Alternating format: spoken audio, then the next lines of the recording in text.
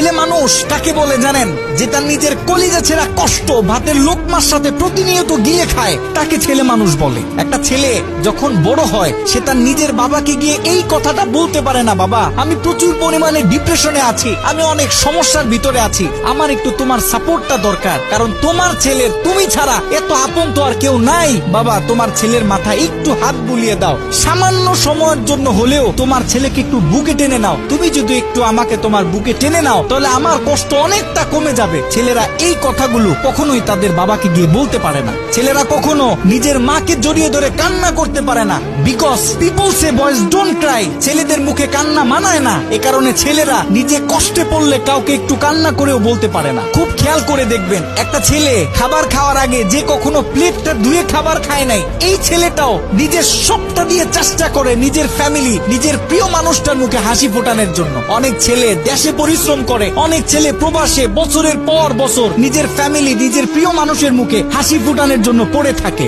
দিন শেষে ছেলেদের মুখে হাসি ফোটানোর মতো কাউকে পাওয়া যায় না। আমি মনে করি boys are the best actor in the world. এই পৃথিবীতে ছেলেরা হচ্ছে সব থেকে বড় অভিনেতা, কারণ ছেলেরা নিজেদের বুকে হাজারো লক্ষ কষ্ট পুঁতে রেখেও মুখে হাসি নিয়ে চলে, কারণ সে জানে আজকে আমি যদি ভেঙে পড়ি তাহলে আমার পুরো ফ্যামিলিটা অস্তিত্বহীন হয়ে যাবে।